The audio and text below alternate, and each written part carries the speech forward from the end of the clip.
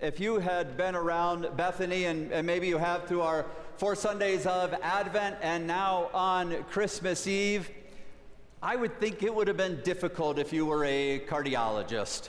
Because here we had, as you see on our windows, if you could make them out, prepare your heart, lift up your heart, share your heart, and open your heart. Well, maybe the cardiologist would be excited about that last one, open your heart. But the other ones, they would probably have said, that's not really how the heart works. Now, what I'm about to do is explain some things about the heart, the physical heart that pumps. I'm going to probably make some medical mistakes in what I tell you, so do not take for any kind of medical advice what I'm about to say about the heart. But when we start talking about the heart rejoicing, then you can come back and believe me on that stuff. But my understanding is a cardiologist would probably say to you, well, you're talking about our hearts rejoice. That's not really what the heart does. The heart just receives blood that needs oxygen, so it pumps it to your lungs and then receives that blood back and then pumps it out to the rest of your body so that you can be oxygenated. But the heart doesn't have an opportunity to share or lift up or even be prepared for anything. It's just this muscle that reacts. If you're a cardiologist and that's you, just put all of that aside for a minute, because we're talking about the heart, that which beats with life, which brings us a sense of love, which is this deep, pondering, excited, fulfilling kind of experience that we have many times, but maybe most completely on Christmas Eve, because our heart gets energy lots of different times. Just think about the characters of our Christmas story. Think about all the ways the shepherd's heart would have found energy. I mean, they were out watching over their flocks by night, but we know they have to watch over their flocks by night because there's dangerous things out there. So just imagine all of a sudden while they were there on that night, a wolf appears. And when a wolf would appear and threaten the flock, the shepherd's heart gets this shot of adrenaline and things just start pumping and they leap into action. But that same experience would have happened to them when an angel appeared to them. Very, very different experience, but the same reaction of the heart, this burst of energy, and it starts pumping. And then the third time that would have happened would have been when, I don't know if I can give this away yet. Oh, I need help to give this one away.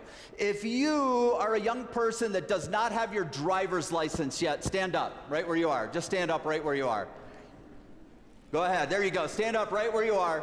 You're going to help me out with this one, because the other time that the shepherd's heart would have got this burst of energy would have been at the end of our story, when their hearts were so full of what they learned in this story that we would say that our hearts rejoice. And that's where all of you are going to come in. Don't sit down if you were standing. If you don't have a driver's license yet, stand up, because this is what I need you to do. Several times in the sermon, I'm going to look out and I'm going to say, are you ready?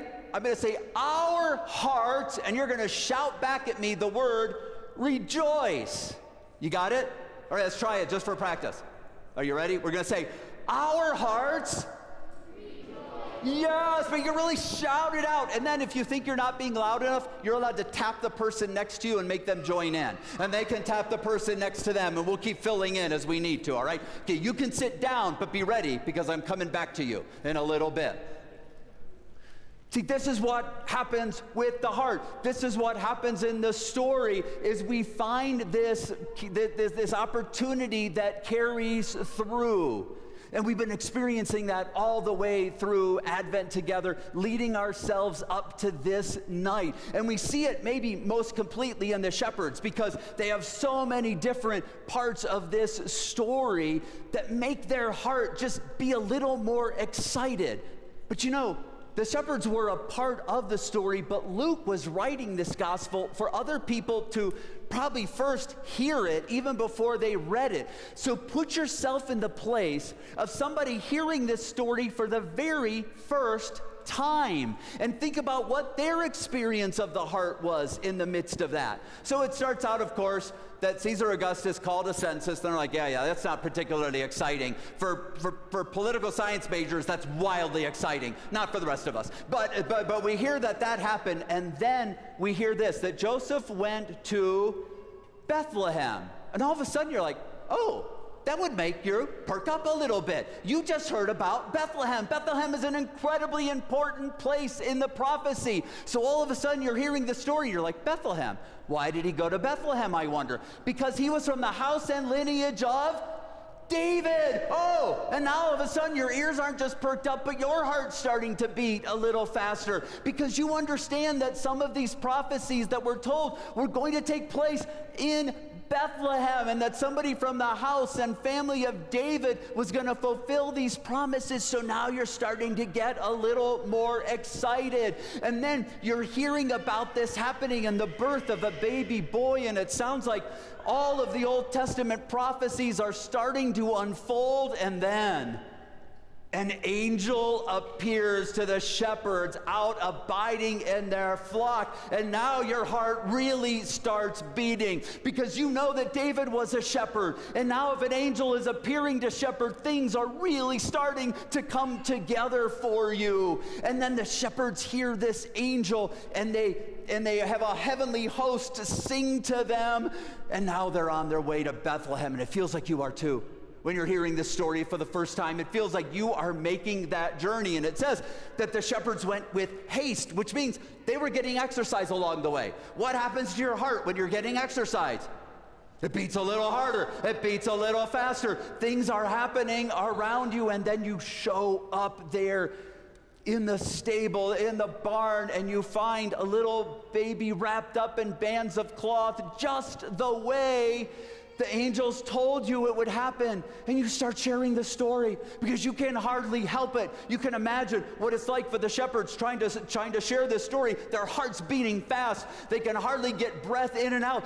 We were on the field, and this angel, it starts talking to us, and it told us to come and find you. And you can feel that excitement welling up inside of you. And if you're hearing this story for the first time, you're hearing the same excitement well up inside of you, because your heart is filled with energy. Your heart is filled with love. And kids, you ready? You ready? Because what happens is, after a certain point, there's nothing left to experience except that our hearts rejoice. Yes, they do. And that happens because we realize that a final connection was just made. It's just like when the 4 candles of the Advent wreath were brought up, and they're all put in place, but they're still separated one from another. And so have we been throughout this past 18, 20 months. It feels like we've had this separation that has kept us away from one another. We had this idea, this longing that something would happen, and for part of it was just the longing, but also the realization that our hearts were a little bit heavier during some of that time because we were separated from each other.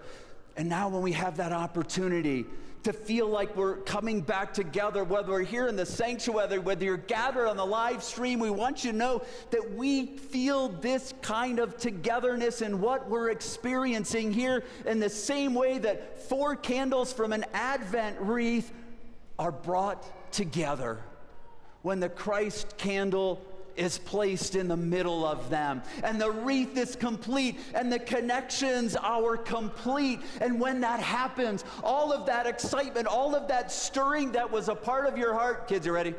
Tap somebody next to you and make them join you. Are you ready? When all of those connections are made, when all of that energy is stirred up, it means that our hearts rejoice. Because we've done all through Advent, if you noticed, it was always your heart, your individual heart connected to one of those candles. But now on this night, we are together.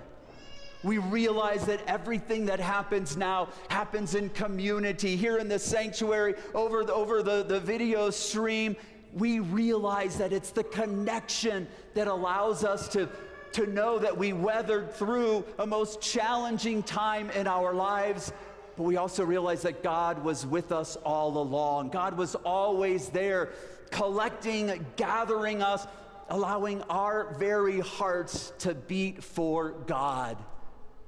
And we're right back in that stable. We're right back at the manger, and the shepherds are there, and they tell everybody what they saw, and people are amazed at what they've heard. And it feels like the only thing we could do from there is to realize that our hearts rejoice. But first, there was Mary.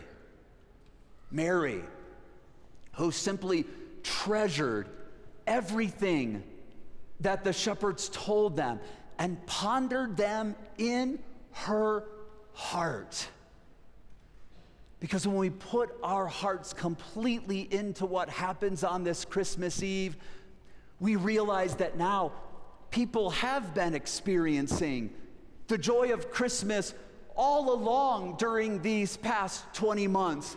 They've been experiencing the same joy that a heart has overflowed with love when they've reached out with a phone call or a card or a plate of cookies or a meal or delivered meals to somebody who wasn't able to get out of their home. Or now as the weather is starting to turn colder, donated gloves or a hat or a jacket.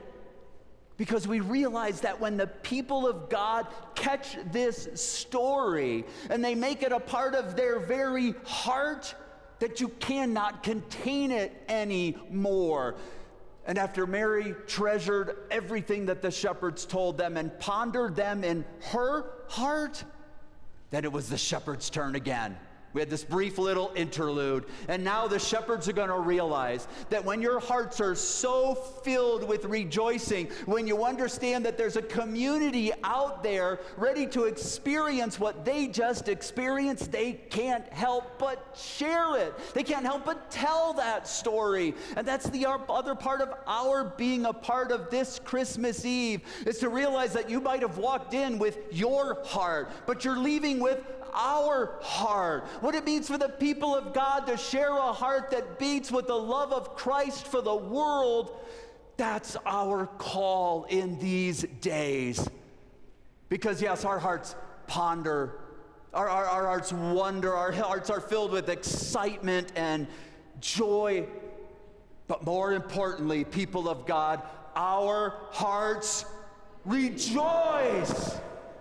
This Christmas night, find somebody to share the simplest of messages with, that Jesus Christ loves you beyond your understanding. And when you share that message, you will realize it's not just you, but it's in the entire community of God's people who are sharing that message, because our hearts rejoice. Our hearts rejoice. And we don't just get to say it, we get to share it, and we get to sing it. Joy to the world.